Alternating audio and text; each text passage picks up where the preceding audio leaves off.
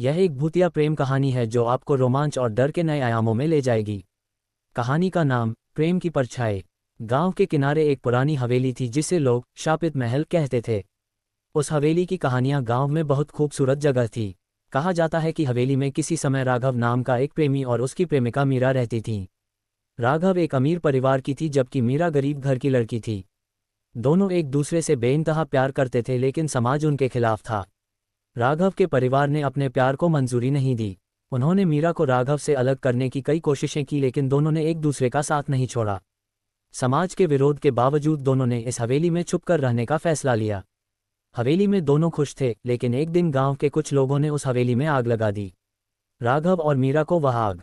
कहा जाता है कि उस दिन के बाद हवेली में अजीब घटनाएं होती हैं। रात के समय हवेली से चीखें और प्यार भरे गीत कहने लगे।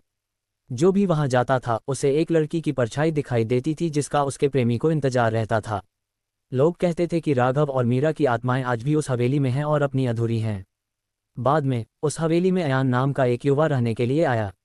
उसे इस हवेली की कहानियों पर विश्वास नहीं था, लेकिन जैसे जैसे दिन बीतते गए अयान को महसूस हुआ कि हवेली में कुछ अजीब है। कभी वो रात में किसी के कदमों की आहट सुनता, कभी हवेली के शीशे पर किसी लड़की की परछाई देती। एक रात अयान ने मीरा की आत्मा को देखा। वह बेहद खूबसूरत थी लेकिन उसकी आंखों में दर्द और इंतजार था। मीरा ने अयान से कहा कि वह राघव से मिलने का इंतजार कर रही है। अयान को धीरे धीरे एहसास हुआ कि मीरा की आत्मा को मुक्ति का एकमात्र तरीका यही है कि वह राघव की आत्मा को ढूंढकर उसे मीरा से मिल जाए। अयान ने गांव के राक्षस से राधा और मीरा की कहानी और इस रहस्य को तीरथ का प्राण लिया। उसने हर रात हवेली में भटकते सपनों से बात करने की कोशिश की और आखिरकार एक दिन उसे राघव की आत्मा का पता चला। लेकिन राघव की आत्मा हवेली के एक खतरनाक हिस्से में कैद थी। आखिरकार अयान ने दोनों दर्पणों को मिलाने का तरीका खोज निकाला। उन्होंने एक विशेष अनुष्ठान किया जिसमें रॉब और मीरा की आत्माओं को मुक्त कराया गया। जिस रात दोनों आत्माएं मिली हवेली में एक आखिरी बार प्यार के समान गीत गूंजे और फिर हमेशा के लिए शांति।